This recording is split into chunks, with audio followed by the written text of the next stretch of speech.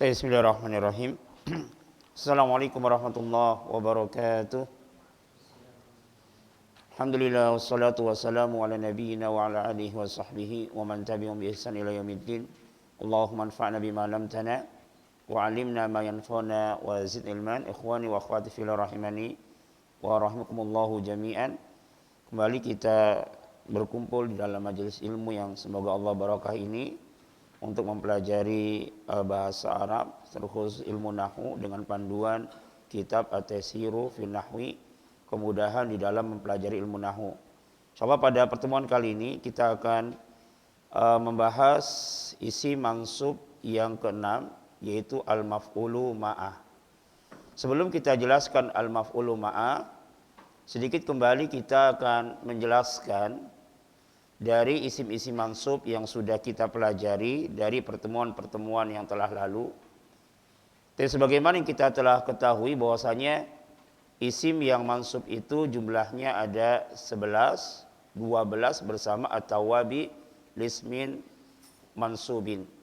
Yang pertama, yang kemarin sudah kita jelaskan di awal-awal pada jilid yang kedua, yaitu khobar kana. Di isim-isim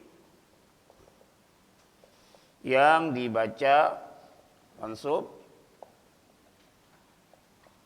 yang sudah kita pelajari, yang pertama adalah khobar kana, yang aslinya adalah mubtada.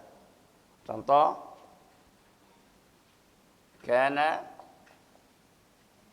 Muhammadun taliban. Adalah Muhammad itu seorang murid. Taliban ini i'rabnya mansub, dia sebagai khobar kana. Dan khobar kana sebagaimana yang sudah kita jelaskan, dia bentuknya ada 4. Ada yang berupa isim zahir, ada yang berupa jumlah ismiyah, ada yang berupa jumlah fi'liyah, dan ada yang berupa sibhul jumlah. Kana Muhammadun abuhu ghaniyun. Tatkala khobar dari kana itu berupa jumlah ismiyah, begitu pula dengan jumlah fi'liyah dan sibul jumlah, maka secara tulisan dia tidak berubah. Karena aslinya dia adalah sebagai khobar sebelum kemasukan kana. Tatkala kemasukan kana, maka secara penulisan dia tidak berubah. Akan tetapi yang berubah nanti adalah i'rabnya. Kalau dia berupa jumlah ismiyah, maka nanti kita i'rab fi mahalli nasbin sebagai khobar kana. Begitu pula dengan yang berupa jumlah fi'liyah. Kana Muhammadun, misalnya yaqra'ul Qur'an. Yaqra'ul Qur'an, maka ini fi mahalli nasbin khobar kana. Begitu pula yang berupa sibul jumlah, kana Muhammadun fil fasli, maka ini pun kita i'rab fi mahalli nasbin sebagai khobar kana. Ini yang pertama, isim yang dibaca mansub, yaitu khobar kana, yang asalnya dia adalah khobar bagi mubtada. Tatkala kemasukan kana, maka khobarnya berubah i'rabnya menjadi nasab. Kemudian yang kedua, dari isim yang dibaca mansub, yang kedua adalah apa? Isim ina. Isim ina. Yang kedua adalah isim ina.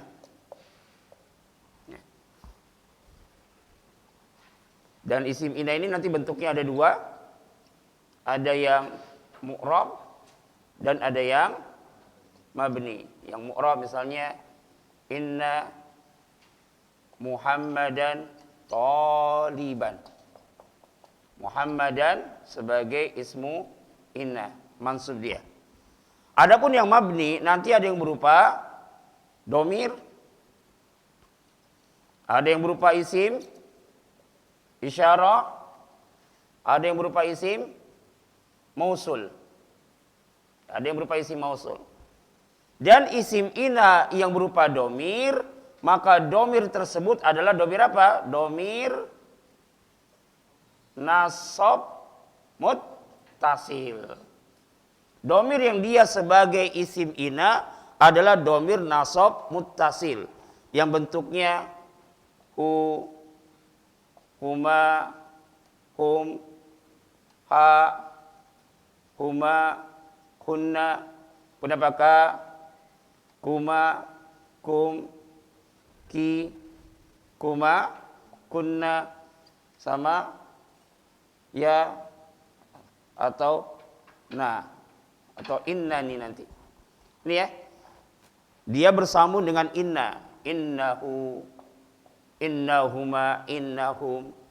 Nah, ini isim ina yang berupa domir, dia harus diambil dari domir nasab muttasil. Kemudian ada dari saudara-saudara ina yang kita jelaskan pada jilid yang ketiga, yaitu apa? Isim la an-nafiyatu lil jinsi. La an-nafiyatu lil jinsi. La yang menafikan jenis. La an-nafiyatu lil jinsi ini yang dia sebagai isim ina harus terpenuhi berapa syarat? Harus terpenuhi berapa syarat? Ada 4 syarat. Kalau seandainya salah satu ini tidak ada, berarti la di situ adalah la biasa. Dia bukan saudara ina yang menasabkan isim dan merofakan khobar. Apa syarat yang pertama? Yang pertama isimnya harus nakiro, tidak boleh ma'rifat. La rojula fiddari, tidak ada seorang laki-laki pun di rumah. Allah di sini jelas la an-nafiyatu lil jinsi, yang dia ada termasuk dari saudara ina yang menasabkan isimnya dan merofakan khobarnya. Tapi kalau seandainya isimnya ini kita kasih alif lam, maka la di sini la biasa, la penafian biasa yang dia gak punya amal. Kita baca apa? La rojulu. Sebagai apa dibaca ya la rojulu? La rojulu sebagai apa? Sebagai apa? Sebagai mubtada. Isi ma'rifat yang terletak di awal jumlah. Kalau sebagai fa'il nggak mungkin. Fa'il itu harus terletak setelah jumlah fi'liyah. Ya, jadi kalau dia dikasih alif lam, maka ini bukannya la an-nafiyatul jinsi tapi la biasa saja. Jadi syarat la yang pertama, la an-nafiyatul jinsi, isimnya harus nakirah. La rojula fidari. Yang kedua apa? Isimnya apa? Harus jatuh setelah la. Nggak boleh diseling, nggak boleh. Seperti ini, ya. La rojula fidari. Tapi kalau kita balik susunannya, la fidari apa? Rojulun. La fidari rojulun. Sebagai apa rojulun? Mubtada. Mubtada muakhir. Apa hukum mengakhirkan mubtada di sini? Wajib. Kenapa wajib? Karena nakirah. Ya, jadi la-nya ini harus jatuh, isimnya harus jatuh langsung setelah la. Enggak boleh diseling. Kalau diseling berarti la biasa yang dia tidak punya amalan. Ya. Kemudian yang ketiga apa? Khobarnya juga harus khobarnya nakirah. La taliba qaimun.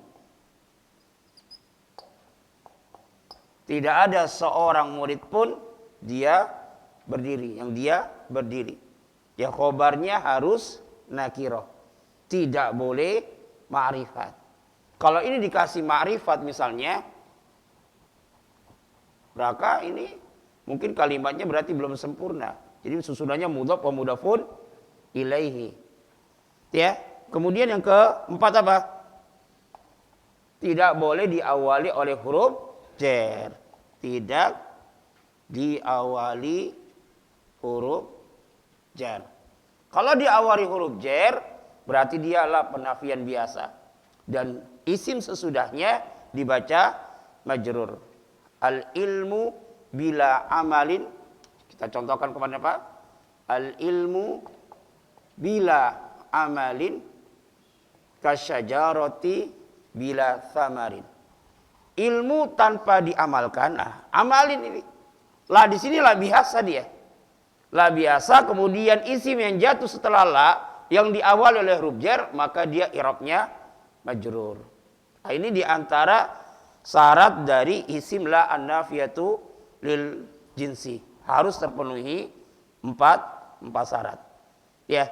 Kemudian yang ketiga dari isim mansub yang sudah kita pelajari apa? Maf'ulun bih.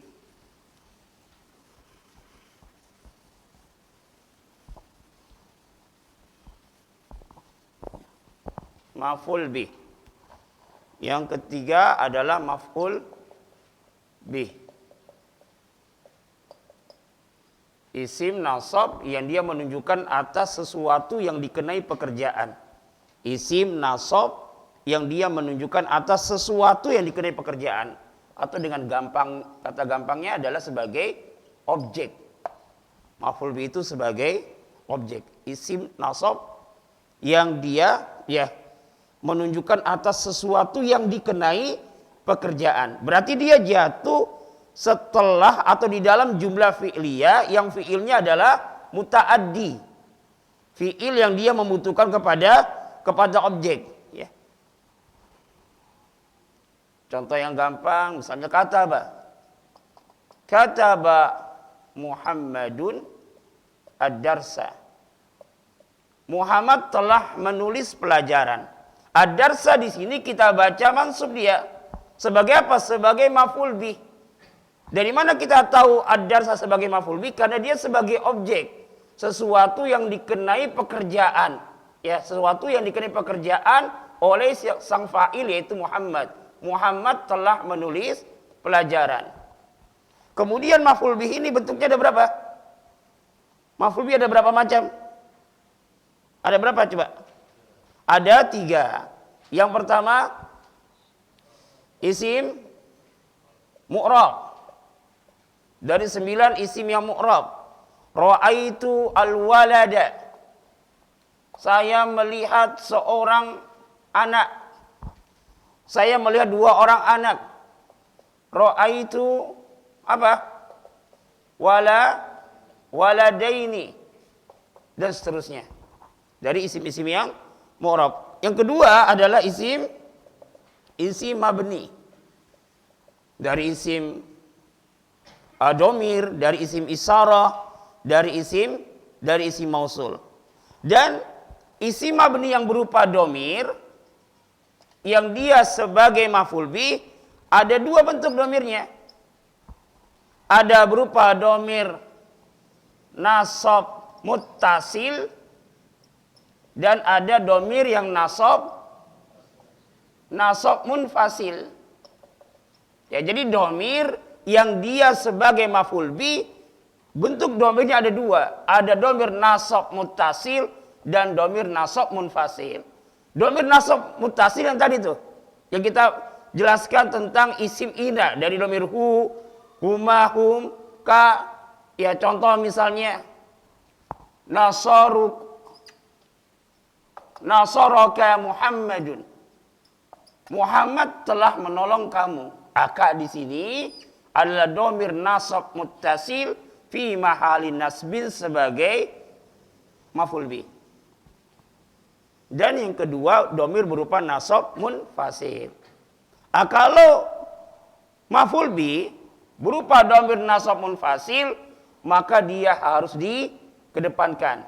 Contohnya apa? Iya kana budu.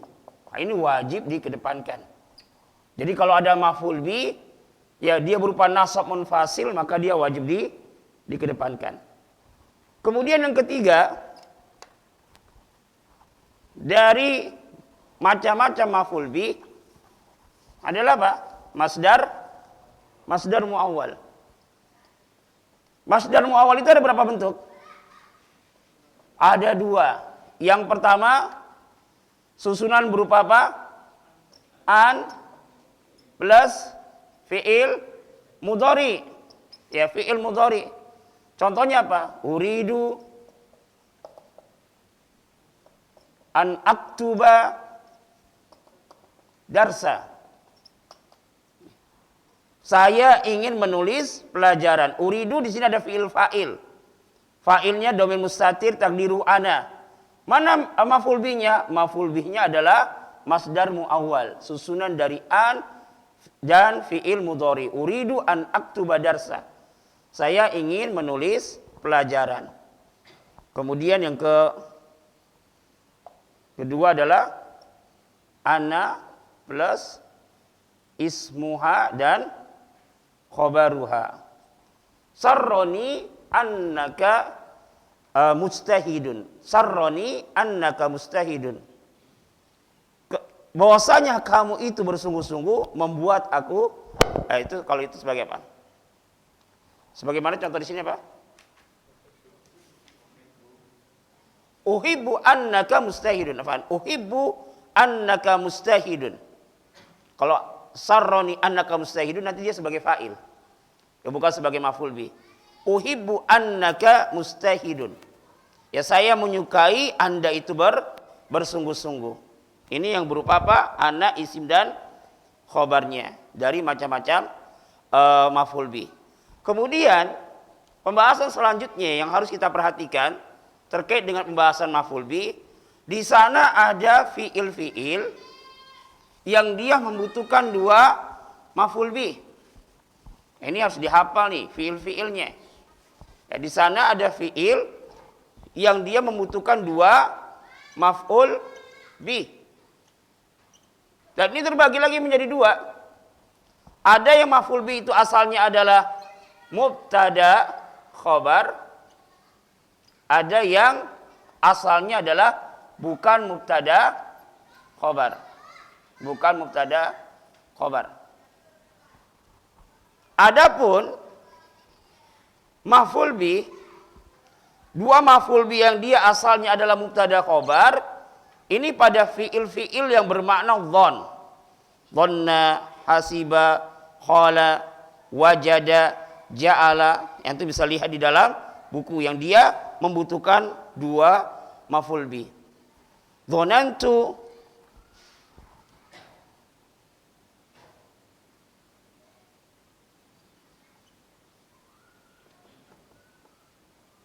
dhonantu Muhammadan akhaka. Saya menyangka Muhammad itu adalah saudaramu. Muhammadan sebagai maf'ul bih pertama, akhaka sebagai maf'ul bih kedua. Yang asalnya dua maf'ul bih ini sebelum dia kemasukan fi'il dhanna, asalnya adalah mubtada dan khobar. Asalnya adalah Muhammadun akhuka. Muhammad itu adalah saudaramu. Ini diantara isim fi'il yang dia butuh kepada dua maf'ul bih. Yang asal dari dua maf'ul bih tersebut adalah susunan mubtada khobar, yaitu fi'il-fi'il yang bermakna dhon, menyangka, dinamakan dengan af'alul dhon. Adapun yang bukan mubtada khobar seperti apa? A'ta, kasa dan yang lainnya. Contohnya a'taitu at-taliba jaizatan.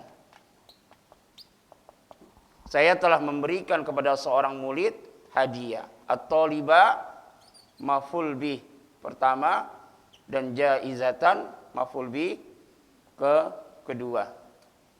Dan seandainya nanti fiil-fiil yang seperti ini dia dimajhulkan, ada fiil yang dia butuh kepada dua maf'ul bih, dia dimajhulkan, maka maf'ul bih yang pertama menjadi naibul fa'il, adapun maf'ul bih yang kedua tetap sebagai maf'ul bih. Nah, ini banyak kita dapatkan di dalam kitab-kitab. Ya, taib ini terkait dengan maf'ul bih. Kemudian yang keempat. Apa yang keempat? Yang keempat adalah maf'ul mutlak. Maf'ul mutlak. Ya. Maf'ul mutlak adalah dia pertama isim mansub. Kemudian yang kedua berupa apa? Masdar yang diambil dari fiilnya. Yang nanti fungsinya dia ada 3. Untuk memberikan penekanan fiilnya, untuk menjelaskan jenis fiilnya, dan untuk menjelaskan apa? Bilangan fiilnya. Nah, ini inti dari pembahasan maf'ul mutlak. Maf'ul mutlak itu adalah isi mansub yang dia berupa masdar yang diambil dari fiilnya. Perhatikan ya. Jadi kalau ada masdar, mansub, dan isi masdar tersebut diambil dari fiil yang disebutkan dalam kalimat tersebut, maka dia sebagai maf'ul mutlak. Adapun maf'ul mutlak itu, dia fungsinya ada 3. Yang pertama untuk memberikan penekanan pada fiilnya. Kemudian yang kedua untuk menjelaskan jenis fiilnya. Dan yang ketiga untuk menjelaskan bilangan fiilnya. Nah, sekarang pertanyaannya, dari mana kita tahu maf'ul mutlak itu untuk menjelaskan penekanan pada fiilnya? Maka cirinya dia hanya sekedar didatangkan masdarnya saja, tanpa dikasih embel-embel. Ya, misalnya kita mengatakan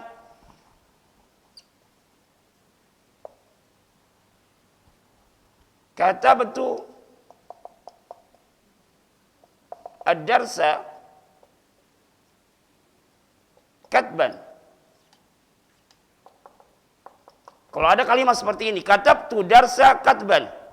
Di sini ada masdar yang dia diambil dari fiil yang disebutkan, kataba. Masdarnya adalah katban. Oh, berarti kita tahu dia sebagai maf'ul mutlak. Karena dia isi mansub berupa masdar yang diambil dari fiilnya. Lalu kalau ditanya, ini fungsinya untuk apa? Maka kita jawab untuk menjelaskan penekanan pada fiilnya. Dia hanya sekedar didatangkan masdarnya. Tidak perlu dikasih sifat, tidak perlu dimudofkan kepada isim yang lainnya. Ya, tadi kalau kita mengartikan, maka artinya apa? Saya benar-benar menulis pelajaran. Karena fungsinya untuk memberikan penekanan pada fiilnya. Adapun yang menjelaskan jenis fiilnya, maka ada 2 cara. Pertama, disifati. Kemudian yang kedua dimudofkan, disandarkan. Ya, katabtu darsa katban jayyidan. Katabtu ad-darsa katban jayyidan. Misalnya ya. Katban ini sebagai maf'ul mutlak yang dia disifati. Oh, berarti maf'ul mutlak di sini fungsinya adalah untuk menjelaskan jenis fiilnya. Saya menulis pelajaran dengan tulisan yang bagus, atau jamilan dengan tulisan yang bagus, jayyidan dengan tulisan yang baik. Atau dia dimudahkan. Katabtu darsa katbat tabibin, misalnya. Tabibi. Saya menulis pelajaran seperti tulisan dokter. Berarti apa? Tulisannya tidak kebaca. Dia dimudahkan. Berarti menunjukkan apa? Jenis fiilnya.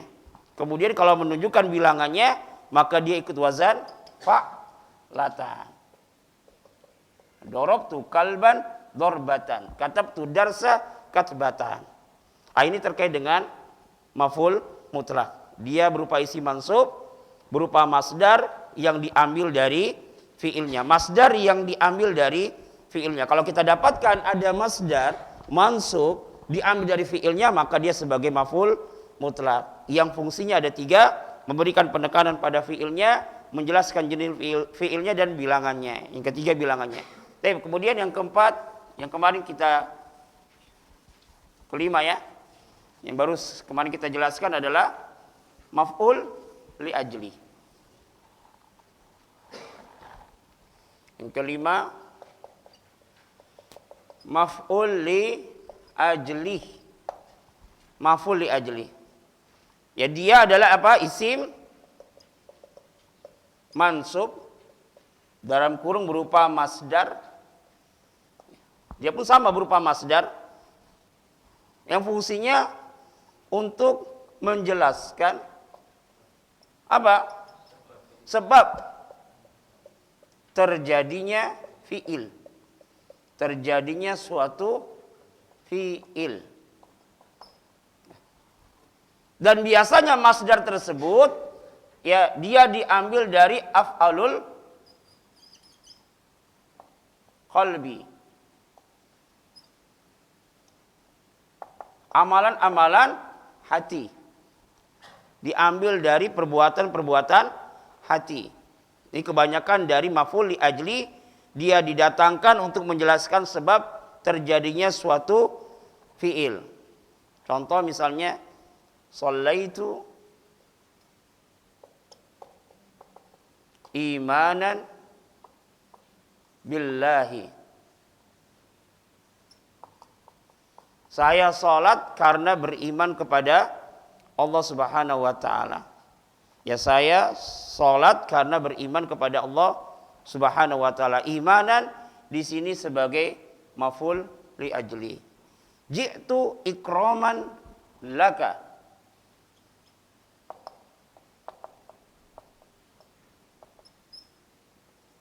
Saya datang dalam rangka memuliakan diri Anda. Ikraman ini sebagai maf'ul li ajli, untuk menjelaskan sebab terjadinya suatu fi'il. Ya, dia pun harus berupa masdar, dan masdarnya ini adalah kebanyakan dari masdar-masdar yang berupa amalan hati.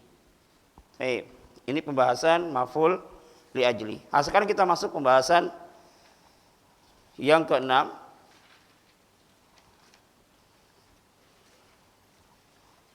yaitu maf'ul ma'ah.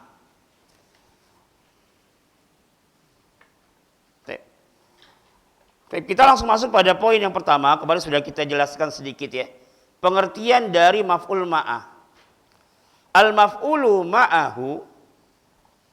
Maf'ul ma'ah huwa adalah ismun mansubun.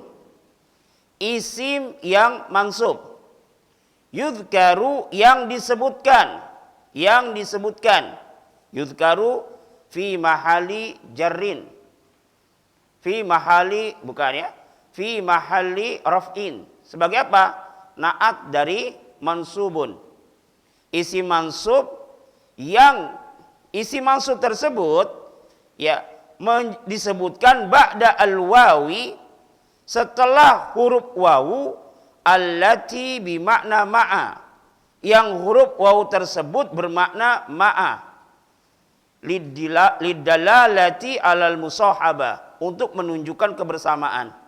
Jadi intinya maf'ul ma'ah itu adalah dia isi mansub yang disebutkan setelah huruf wawu. Dan wawu di sini bukan wawu atop ya, tapi wawu yang bermakna ma'a atau bersama. Yang fungsinya adalah untuk menunjukkan akan kebersamaan. Misal contohnya istaiqadha Ilyasu wa tulu'al fajri. Nanti biasanya kita artikan bersamaan. Ilyas bangun wa tulu'al fajri, bersamaan dengan terbitnya fajar. Tulu'a dibaca mansub sebagai apa dia? Al-jawab sebagai maf'ul ma'ah. Dari mana kita tahu dia sebagai maf'ul ma'ah? Karena dia jatuh setelah huruf wawu yang bermakna ma'iyah. Nggak mungkin di sini kita jadikan wawu di sini adalah wawu atop, nggak mungkin. Karena kalau wawu atop itu menunjukkan antara isim sebelum dan sesudahnya memiliki hukum yang sama di dalam suatu perbuatan. Ja'a Muhammadun wa Aliyun. Ya, ini wawu atop nih. Wawu atop di antara fungsinya menjelaskan antara isim sebelum dan sesudahnya memiliki hukum yang sama. Apa itu? Sama-sama datang. Muhammad dan Ali telah datang. Tapi kalau wawu ma'iyah enggak. Ya tidak bisa kalau kita jadikan ini wawu ma'iyah misalnya. Istaiqadha Ilyasu wa tulu'ul fajri. Ilyas dan terbitnya fajar telah bangun dari tidur. Enggak mungkin.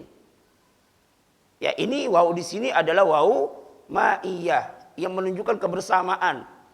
Istaiqadha Ilyasu wa tulu'ul fajri.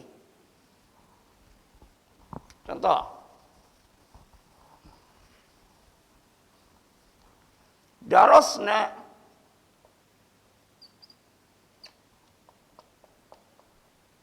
an-nahwa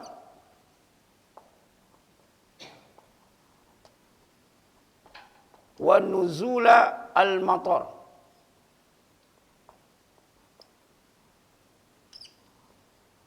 Apa artinya?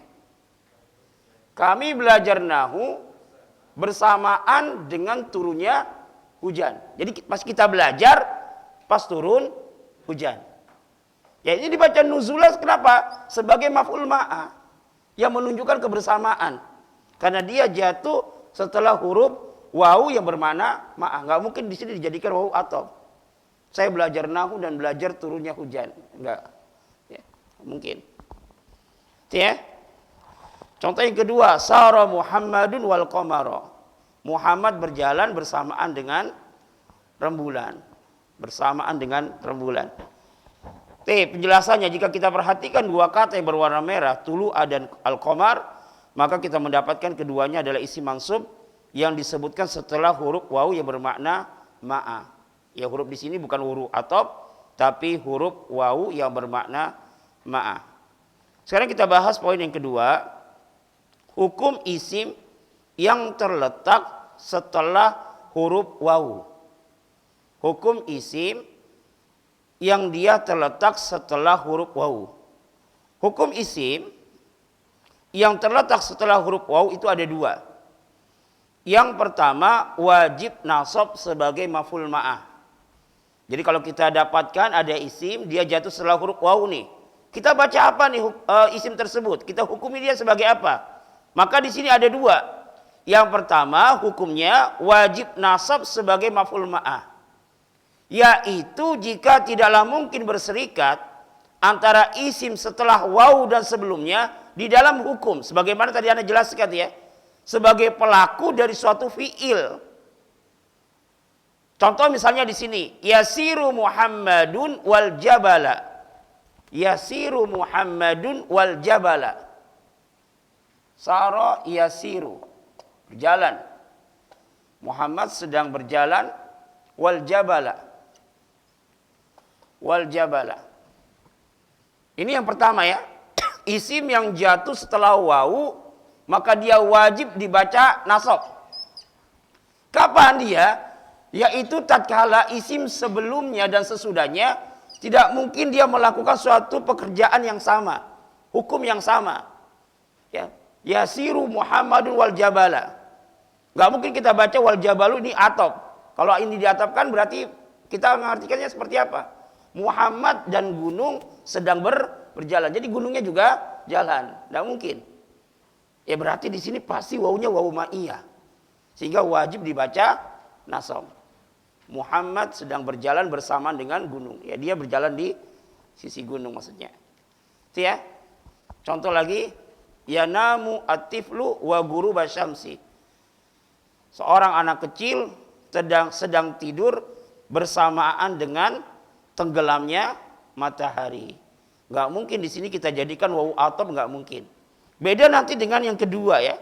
Beda dengan yang kedua, boleh nasab sebagai maf'ul ma'ah ya sehingga huruf wawu bermakna ma'ah atau boleh mengikuti i'rab sebelumnya sebagai ma'tub. Sehingga huruf wawu itu dianggap huruf atop. Tapi kalau tidak memungkinkan berarti dia wajib dibaca nasab. Tidak memungkinkannya itu nanti kita tahunya dari mana? Ya dari maknanya, dilihat saja. Ya kita mengatakan yanamu atiflu wa ghuruba syamsi, enggak mungkin kita baca wa ghurubu syamsi. Karena nanti artinya apa? Seorang anak kecil dan tenggelamnya matahari sedang tidur, enggak mungkin. Ya berarti ini adalah wawunya adalah wawu ma'iyah. Kita artikan seorang anak kecil sedang tidur bersamaan dengan tenggelamnya matahari. Adapun yang B, boleh nasab sebagai maf'ul ma'ah sehingga huruf waw bermakna ma'iyah, ma'a, atau boleh mengikuti i'rab isim sebelumnya sebagai ma'tuf sehingga huruf waw dianggap huruf ataf, yaitu jika memungkinkan berserikat antara isim setelah waw dan sebelumnya di dalam hukum sebagai pelaku dari suatu fi'il yang sama. Boleh. Ya, sehingga nanti kita tinggal cara mengartikannya saja. Contoh misalnya qoma Zaidun wa Muhammad. Maka Muhammad di sini boleh kita baca Muhammadun, boleh kita baca Muhammadan. Jadi intinya dalam ilmu nahwu itu, tatkala kita membaca suatu kalimat yang berbahasa Arab, kita mau baca harokatnya apa saja, monggo silakan. Dengan catatan kita punya dalilnya, hujahnya, ada kaidahnya. Memang boleh dibaca seperti ini. Kita baca qoma Zaidun Muhammadan. Loh kok antum baca Muhammadan? Ya serah anak baca Muhammadan juga nggak apa-apa. Karena anak ingin menganggap oh di sini adalah waw ma'iyah. Sehingga kita artinya apa? Kita artikan apa? Qoma Zaidun Muhammadan. Zaid berdiri bersamaan dengan Muhammad. Ya berdirinya Zaid ini bersamaan dengan berdirinya Muhammad. Sah-sah saja. Tapi kalau kita baca Muhammadun, oh berarti kita anggap ini waw ataf. Berarti kita artikan apa? Zaid dan Muhammad telah berdiri. Ya kalau huruf ataf dia diterjemahkan dengan dan. Kalau huruf waw ma'iyah kita terjemahkan bersamaan. Itu ya. Jadi yang B boleh nasab sebagai maf'ul ma'ah sehingga huruf waw itu bermakna ma'iyah kebersamaan dan boleh juga mengikuti i'rab isim sebelumnya sebagai ataf atau ma'tuf sehingga huruf waw dianggap huruf ataf. Kalau dia kita anggap huruf ma'iyah, maka kita terjemahkan bersamaan. Kalau kita anggap dia adalah huruf ataf, maka kita artikan dan. Kemudian yang ketiga, poin yang ketiga, catatan yang terkait dengan maf'ul ma'ah. Yang pertama, maf'ul ma'ah biasanya diambil dari isim masdar atau isim jamid. Isim masdar atau isim jamid. Isim masdar itu isim yang ada di dalam tasrifan nomor 3. Adapun isim jamid, isim yang tidak memiliki fi'il. Kalau masdar kan ada fi'ilnya ya. Katban fi'ilnya apa? Kataba. Ikroman fi'ilnya apa? Akroma. Adapun isim jamid, dia isim yang dia nggak ada bentuk fiilnya. Ya seperti nama-nama buah-buahan, nama-nama binatang. Itu dia isim jamid itu. Dia nggak mengandung sifat. Dan dia tidak diambil dari bentuk fiilnya. Contohnya di sini yang berupa masdar. Istaiqadha al-atiflu wa tulu asy-syamsi. Masdar yang diambil dari isim jamid. Saro aliyun wan nil atau saro aliyun wal jabala. Ya dia isim jamid namanya. Isim jamid itu isim yang tidak memiliki bentuk fiil, namanya isim jamid. Memang bentuk fiilnya dia nggak ada. Adapun masdar dia tasrifan yang kolom ketiga. Itu masdar. Ini yang pertama ya. Jadi maf'ul ma'ah itu biasanya diambil dari isim masdar, sama masdar berarti yang diambil dari isim masdar apa saja tuh? Maf'ul mutlak, kemudian maf'ul li ajli, kemudian maf'ul ma'ah. Udah adzan ya, kita adzan dulu. Sudah adzan enggak? Di luar ya.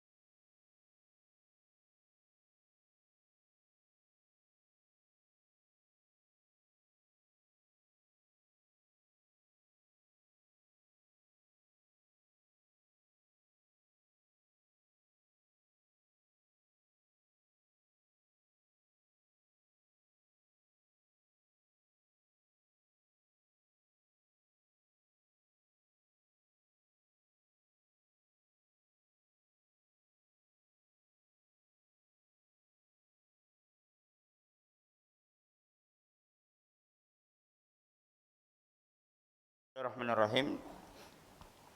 Kita lanjutkan catatan yang kedua. Yang B, ya harus diperhatikan perbedaan antara wawu atop dengan wawu ma'iyah. Jadi harus diperhatikan perbedaan antara wawu atop dengan wawu ma'iyah. Isim yang jatuh setelah wawu ma'iyah itu selalu mansub.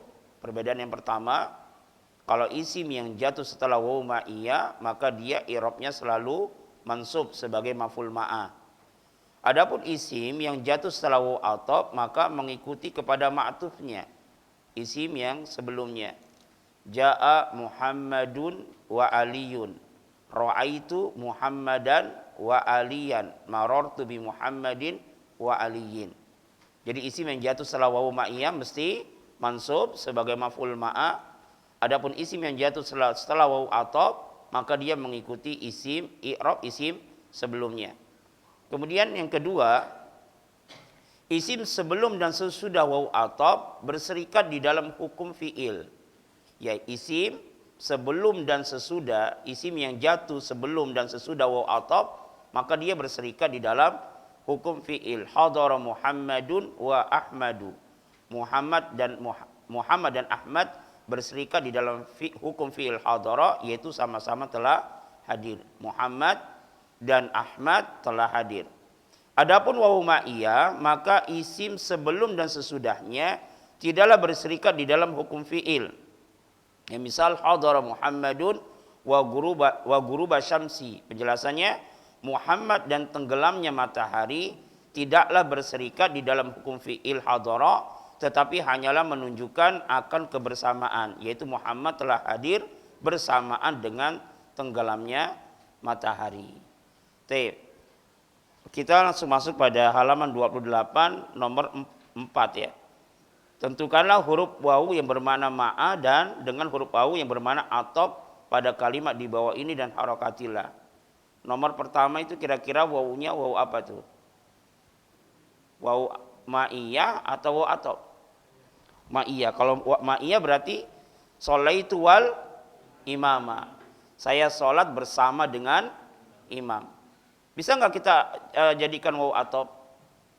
Saya dan imam telah sholat. Nggak bisa Pak?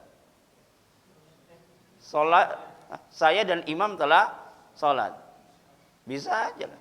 Ya sholaitu wal imamu. Taib. Iya. Kalau imamah berarti kita anggap di sini wawu ma'iyah. Ya, tapi golibnya seperti ini wawu ma'iyah. Sholaitu wal imam. Saya sholat bersama dengan imam. Nomor 2. Kira-kira yang pas di sini wawunya dijadikan wawu apa? Wawu ma'iyah. Mungkin nggak dijadikan wawu atop? Nggak mungkin. Berarti kita baca apa? Sara Muhammadun wal qamara. Ya, Muhammad berjalan bersamaan dengan bintang. Kemudian nomor 3. Wawunya wawunya wawu atau bisa wawu ma'iyah juga bisa. Ya, kalau atau berarti jitu wa syekhu, aku dan syekh telah datang. Kalau jitu wa syekhu, aku datang bersamaan dengan saya datang. Bersamaan saya datang, antum datang. Nomor 4.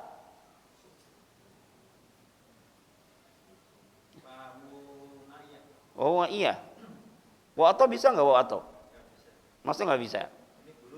Iya. Tusabbihu apa tusabbihu? Bertasbih kok. Iya. Tusabbihu al-jibalu wat-thairu. Gunung dan burung sedang bertasbih. Kalau nomor 5. Wawunya wawu apa ini? Wawu ma'iyah. Bisa nggak wawu atop? Nggak bisa. Safartu wal Qur'ana. Saya safar bersama Al-Qur'an. Jadi antum safar bawa Al-Qur'an maksudnya. Safartu wal Qur'ana. Nomor 6. Zahirnya adalah wawu atop. Intasara al-amiru wal junudu. Amir dan pasukan memperoleh pertolongan. Nomor 7 juga wawu atop ya. Wawu ma'iyah juga bisa. Qama al-ustadu wat tulabu kalau wawu atop. Nomor 8 juga sama. Tuqatilu al-amiru wal jaisu. Amir dan jais sedang berperang. Tapi mungkin ini yang bisa tentara, pasukan. Sama dengan junud ya, sinonim. Tapi mungkin ini yang bisa kita sampaikan insyaallah pada pertemuan yang akan datang. Kita masuk pada isi mansub yang ketujuh yaitu maf'ulu fi. Dan ini masih gampang ya. Maf'ul fi insyaallah masih mudah. Intinya maf'ul fi itu nanti menjelaskan tempat atau waktu terjadinya suatu pekerjaan. Nanti jatuh setelah kalimat di mana kalau menunjukkan apa? Tempat atau kapan kalau menunjukkan waktu. Di mana Ismail membaca Al-Qur'an, qara'a Ismailu amamal masjidi misal. Amama di situ berarti sebagai maf'ul fi. Kenapa? Karena menjelaskan tempat terjadinya suatu fi'il. Kapan Ismail baca Al-Qur'an? Qara'a Ismailu Qur'an apa? Iya, menjelaskan dzarab zaman dan dzarab makan. Ba'dal maghribi, setelah salat maghrib. Itu ya. Baik, insyaallah ini mudah. Tidak begitu sulit. Yang ke-8 maka ini ya cukup enggak begitu sulit juga sih ya. Insyaallah mudah, itu hal. Tapi mungkin ini ya. Kita tutup dengan doa kafaratul majelis. Subhanallah bihamdika asyhadu an la ilaha illa anta astaghfiruka wa atubu ilaik. Assalamualaikum warahmatullahi wabarakatuh.